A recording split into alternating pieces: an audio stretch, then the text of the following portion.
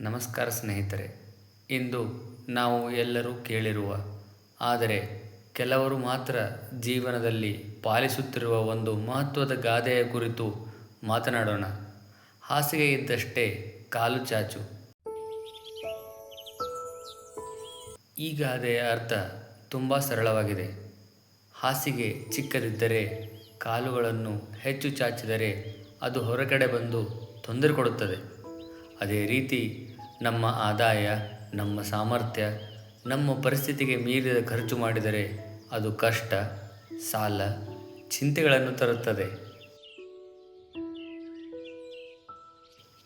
ಜೀವನದಲ್ಲಿ ಈ ಗಾದೆ ನಮಗೆ ಏನು ಪಾಠ ಹೇಳಿಕೊಡುತ್ತದೆ ಅಂದರೆ, ಕನಸು ಕಾಣುವುದು ಒಳ್ಳೆಯದು, ಆದರೆ ಅವನ್ನು ಸಾಧಿಸಲು ಪದ್ಧತಿಯಾಗಿ ನಮ್ಮ ಶಕ್ತಿಗೆ ತಕ್ಕಂತೆ ಪ್ರಯತ್ನಿಸಬೇಕು.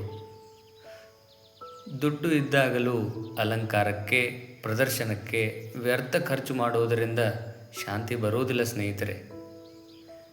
ಮಿತವಾದ ಜೀವನ, ಸಂಯಮಿತ ಖರ್ಚು ಹಾಗೂ ವಿವೇಕ ಬುದ್ಧಿ ಇವೇ ಸಂತೋಷದ ಬಾಳಿನ ಗುಟ್ಟಾಗಿವೆ.